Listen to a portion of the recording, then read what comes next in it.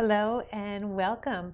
Today we are talking about preparing emotionally for retirement because a lot of people feel like they're not ready to retire, yet they are, right? They're in this bubble of should I stay or should I go? And one of the best ways to get ready to go is to prepare emotionally for retirement. And this is not an outside job, which I think a lot of people look externally for preparing for retirement. And obviously you have to do the financials, you have to crunch your numbers, you have to know you're ready. And there's also the investing, like there's all of that. But there's the other side, which is preparing emotionally, which is an internal job. It's something you have to do inside. It's some mental shifts that you have to do. And that's going to be the topic of today: is how do you prepare inside? How do you prepare emotionally for retirement? Now, the first thing, like I always go through four different frameworks in order to prepare somebody for that second act. And the first one is an energy shift. So when you're first thinking about retirement, what do you notice in your body? So I want you to think, okay, ask yourself, I'm thinking about retirement, and check in, and what happens in your body? Do you feel a deflation? Do you feel a little bit of anxiety, dread? Do you feel your energy go down? And that's the very first thing that we need to change. When we're preparing for that retirement, preparing for that second act, first thing you want to do is make it something where your energy goes up, where you start to feel excited and energized, because you can't go into the next act, that next chapter, feeling like it's a downward trend.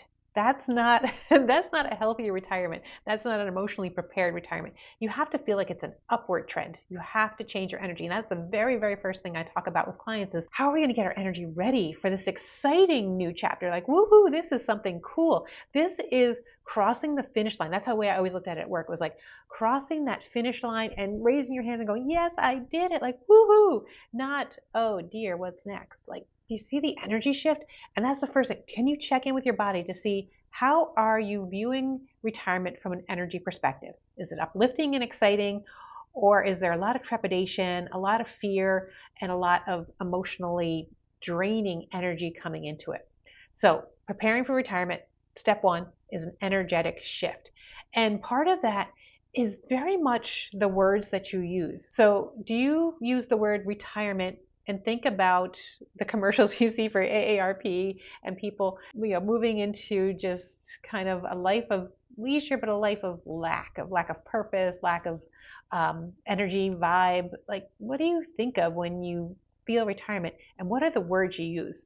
And what I often coach my clients is to use this as a second act. Like, I don't identify as a retiree. I don't feel like my stereotypical version of a retiree. I'm somebody who's in their second act. I've done act one, I crushed act one, I crossed the finish line, and now I'm in act two. I'm on my second act, and that feels different. So the words that you use to describe this next chapter of life are very important, and they are energy words. So it's how you feel when you say those words, what happens to your energy. That's how you'll know how you want to term, label, describe what's coming, what's next. So is it a reinvention? Is it like, wow, I was this person in act one, but now as I move on, I get to reinvent myself. Like, what a cool word is that? Like, do you feel the energy around reinvention? It's like a hopeful energy. It's an aspiring energy. It's movement, it's flow, it's growing. Where retirement to me feels more like collapsing, shrinking. And that's, for me, that's just not a word I want to use because it's not a good energy word. So I really want you to pay attention to the words you use and the way that you feel, the energy you feel as you start to move into retirement.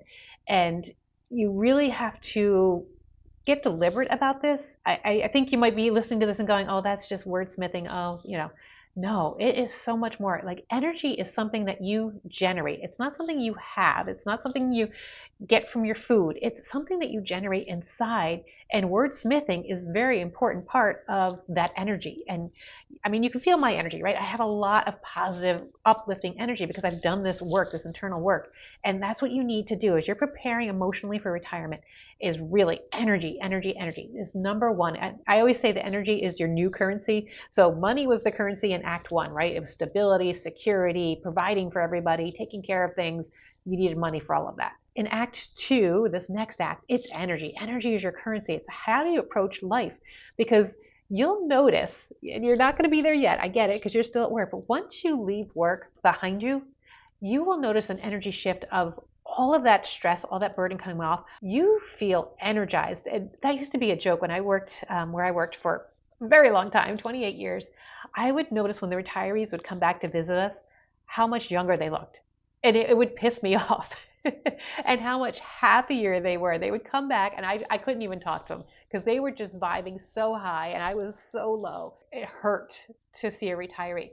That's what's coming for you. So if you're feeling emotionally unprepared for retirement, this is something I want you to start to feel like, wow, like there's an energy coming. There's all this energy that's been drained from me by doing my work, and you've learned to manage that load. So you may not even notice it. It might be like that's your normal. But when that load is gone, your energy is going to rise and it's actually going to show in your face. You're going to feel so much better. So I want you to get excited for what's coming, because what's coming is a release of all that energy back to you to do what you want to do. So very, very cool. So the exercise that we want to do from this very first piece is start looking at your language and start paying attention to the words that drain you, the words that come out of your mouth that you feel your energy lowering. And then I want you to think about the words that come out of your mouth that raise your energy. Just simple, and just in your everyday conversation, even if you're talking about dinner, like, do I have to cook dinner? Oof, low energy. Do I get to cook dinner? Am I look forward to making dinner? Or if cooking dinner is such a drain, I'm going to order out for dinner. Like, do you feel, I want you to start to feel like those things that start to shift your energy, because as you move into retirement, we're going to be all about the positive energies. We're going to be thinking about what are the things that uplift me. So get in the habit of your day-to-day life, listening to the words and thoughts and your energy as relate to them. And then as far as a journal prompt for this first section is, what kind of energy do I want to feel more in this next chapter? So you've had an energy that's responsible, important, but when you move over to this new energy, what are some of the things that really uplift you? Is it creative? Is it inventive? Is it free-spirited? Is it carefree? Like, what are some of the words and energies that you want to feel in this next chapter? You get to decide this. It really is a reinvention. So take some time and journal. What are some of the feelings, some energy feelings that you want to come into this next chapter? So that's the energy portion of preparing emotionally. Next, let's look a little bit more practical, right? You're very practical, right? You are a high achieving woman, practicality, purpose, planning, that's your jam, right?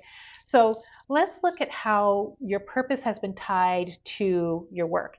Like, you feel useful, you feel important, and it's an identity. If people say, who are you? You probably lead with your job, what you do for a living. And so if you're thinking emotionally and you're having some trouble preparing for retirement, it could be that loss of identity. It's like, well, who am I if I no longer have that as my purpose? If I no longer have my title, if I no longer have that feeling of significance, what do I do next? And what I invite you to think about is that retirement can look even better. Like, this second act can be more exciting, because the purpose that you've probably had for a very long time. How would it feel to lay that down, step aside from it, and move into something new? Doesn't that feel kind of exciting? Like, I've done this, I've lived it, breathed it, took care of it, built it from scratch. But what would I build now? If I could build something new and exciting now, what would I build? And that is really, really cool. Like, so I want you to say that purpose in retirement is definitely going to feel different, but are you open to it feeling better? Like, wow, could it be better? And I'll tell you, one woman I work with, she moved into retirement. In her first act, she was in an association. She was member driven, very member oriented. And when she moved into retirement, she took those skills, but transferred them to becoming an advocate. Like, there was a couple of things that were very, very important to her, and she became an advocate for that. So going to lobbying days, volunteering, doing things that were really in alignment with speaking for the people who couldn't speak and speaking for the causes that were important to her. Advocacy became her tool. So she took what she had, which felt good, but it now feels better because now she's driving a train for things that are very, very important. So she took her skills and transformed them into becoming an advocate. And that for her was such a more energizing approach. Like, it was a purpose that she could really get behind, and that she got to sculpt what it looked like. It was no longer defined by a company. It was defined by her. So purpose can be very, very different and can be very exciting. So it can be better then. So it's not that you're losing something. You're going to kind of remix your skills and come out the other side doing something that's more self-driven, again, that reinvention, but it can be more purposeful, more meaningful. It's almost like you get to cherry pick the best of your skills and use them for the best purposes, and let a lot of that other stuff go away. Like you can kind of say, I don't want to do all of this stuff. I only want to pick the best stuff and the stuff that's most in alignment with me. That's what I'm going to do. And I'm not going to do any of this other stuff because you get to make the rules in this next chapter. Isn't that cool? Like you don't have to work by anybody else's schedule. You don't ask for permission. You don't have to check with anybody. You get to take your skills and do a whole new thing. So here's your journal prompt for this one. If you didn't have to prove anything and you didn't have to live by anybody else's rules, what would you do? With the skills that you have, what would you now go do? So you get to remix your skills. What would you do with it? You don't have to prove anything. You've already done the proving. What would you do? That's a pretty cool feeling. So emotionally, I hope you feel like that energy that's starting to shift. It's like, I don't have to give up my skills. My skills come with me into my new life. That's cool. But I no longer have to prove myself. I no longer have to justify myself. I no longer have to follow anybody's rules. So if I take all the garbage and put it away, what is my new purpose with these skills? What are the new plans that I'll make that are just about me and just about the parts I want to do? Like if you don't want to do a whole lot of paperwork, you don't have to build that into your next life, right? If you don't want to do a whole lot of networking, or maybe you weren't, like I used to have, part of my job was a lot of networking and then it went away and I spent all the time in the office. I didn't get out anymore. So when it came to the new chapter, I got to do more getting out again. I got to cherry pick again, the best parts of what I liked doing and make that look different, but do those best parts and leave all the junk behind, leave a lot of that responsibility behind. That's one of the things I love about being a volunteer is I'm so appreciated for what I do. So I still work hard. I still have my same work ethic, but now I'm appreciated. It's not expected. When I worked, it was just expected that I would have this standard and this way of working. As a volunteer, I stand out because I still have that work ethic, but now they know it's voluntary. Like they don't get to demand it. They don't get to sculpt it. I get to sculpt it. And what I give is so much more appreciated. And that brings a whole lot more meaning to my days. So we talked about energy. We talked about purpose, meaning, and repurposing your skills. The next thing I want to talk about when you're preparing emotionally for retirement is the inputs. So what are you taking in as you prepare for retirement? Where are you pulling your resources from? Are you looking at retirement communities that might feel more like assisted living, and those are the inputs you're taking in? Are you close enough to your doctors? Do you have a small, are you living frugally? Are you cutting out unnecessary subscriptions? Like the shrinking feeling. Are your inputs all about shrinking into a retirement mold? Or are your inputs about people who thrive into that next chapter? Are you looking at, I was like the other day, I was surfing for women in their 70s who are physically fit. And so those inputs, inputs is anything you're taking in, anything you're consuming. And I was seeing these pictures of these women. I'm like, no way is she 70. No way is she 62. I was like blown away by the images of these women. Those are the inputs I'm taking in. It's showing me what's possible in the direction I want to go. And I want to be more fit, not less fit as I move into my older years. So what inputs are you taking in? Who are you listening to? Who's getting bandwidth in your ears? Are you picking a typical retirement podcast that's bringing you down?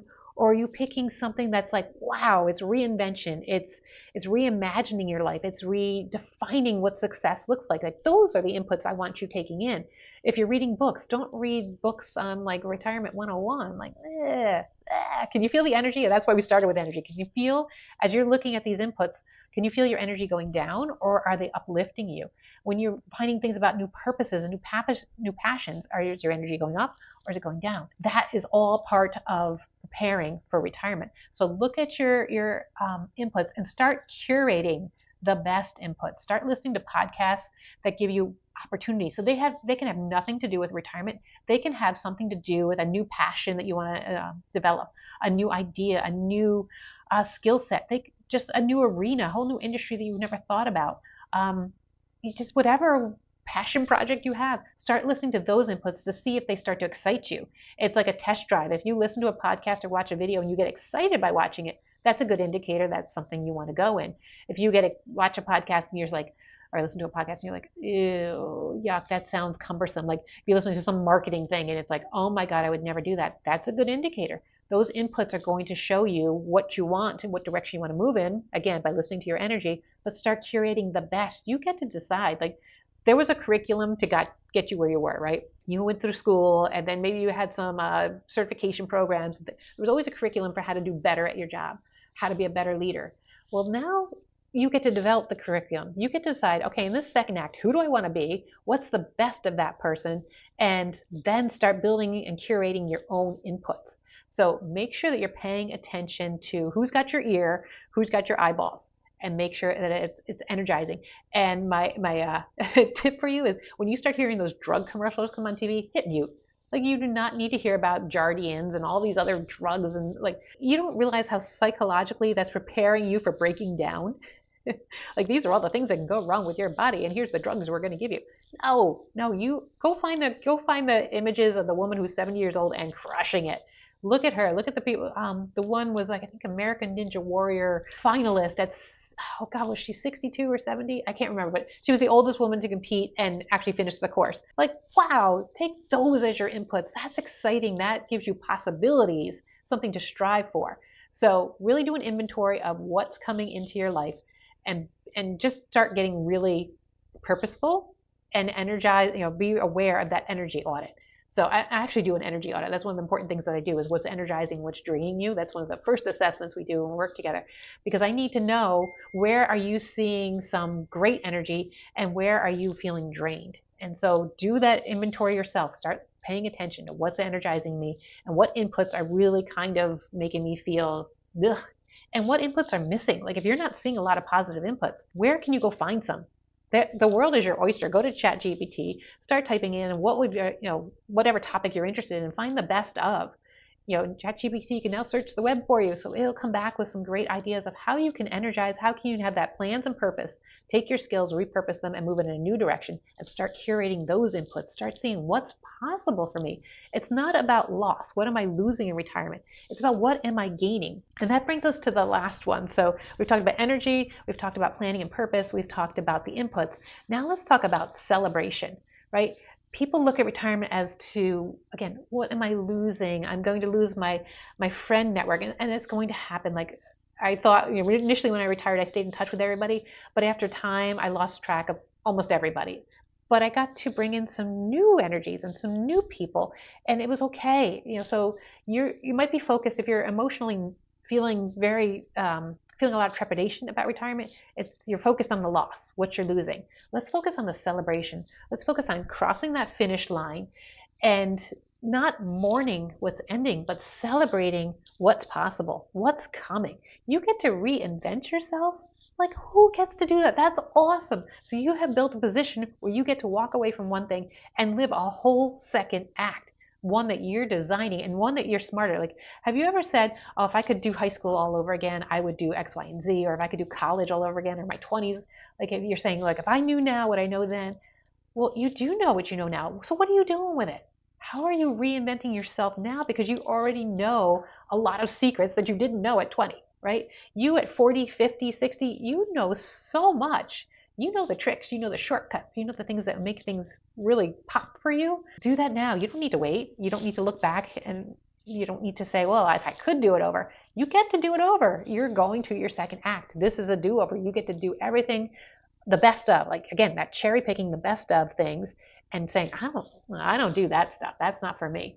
And so I want you to start building in celebration. I want you to feel like this is liberation. You're crossing the finish line and you're getting a new freedom. Like, wow, that's a celebration. One of the things I did was I started creating my own holidays. Because why not? I started creating personal freedom holidays and energy holidays, because I was like, I get to do things differently now. Like, I don't have to live by the days off on the calendar that I used to get in my job. I get to come up with my own holidays. So if there's like, I have like a month of just celebrating, like I have it's like the energy ramp up. So I know as we're ending May and coming into June, it's like, this is my energy ramp up time. This is like when I start getting more active because the daylight's out there and I feel like walking, and I'll do like a couple 5Ks in a week just for fun because I have the energy. So I created my own holiday, my own month of, hey, this is the ramp up period. I have my other holidays of when I'm just celebrating being me, like my own self-care day. Like, you don't have to go by anybody else's calendar. So you have liberation. You are free. Like, that is so cool. So you don't need to do the guilt. You don't need to do anything else but what you want. Like, celebrate that you get to have a slow morning. Celebrate that you get to get up and have your coffee, and while the rest of the world is rushing through and getting on the road and driving to work and possibly drinking that coffee on the way to work, you get to sit at your table, look out the window, and watch people walk by, watch the grass grow. Like, this is not a loss. This is a a pause that feels so good for your soul. And you get to create your own new milestones. So before they were all defined maybe by your corporate structure, moving up, what you got to do. Now you get to create your own milestones. Like you get to create when you celebrate, how you celebrate, what you celebrate. How cool is that? I mean, there's so much freedom. So how can you honor this new version that you're about to walk into? How can you honor feeling even more joyful? What are the celebrations, the new milestones are like, when I get to learn this new skill or I get to connect with 5 new people, I'm going to celebrate, I'm going to dance. Like, this is you. This is your new second act. And it's full of celebration. It's full of joy, which again is why I start with energy. When you start becoming very aware of your energy, you start to build in all these things in your life that ramp up energy. I mean, how awesome and amazing is that? So I hope I've given you a lot of ideas of how you're going to emotionally prepare for retirement and shift. And if you want to do the energy audit and the assessments, the archetype assessments, they will give you an opportunity to kind of tinker under the hood and connect some dots that maybe you haven't connected yet. And I do that free. I'll put the links in the description below. I will help you. If you can't, if this is like, okay, this sounds good, but I don't know what to do, I can help you get there. And it's very simple, very easy, and doesn't cost anything. And I'll get you through that next step. But I want you to be ready now. Like, I want you to think about your path to retirement as you're getting closer to start feeling so energized and so excited about it, because it's a beautiful thing that's coming. This next act can be amazing. And that's what I want for you today. And that's why I'm sitting with you today to record this video. So get ready. Take the assessments if you don't know what else to do, but if nothing else, journal with the prompts that I've talked about and start to really pay attention to your energy. Start changing your words and really light up your life, because what's coming next is beautiful and amazing, and that's what I want for you. All right, we'll see you next time.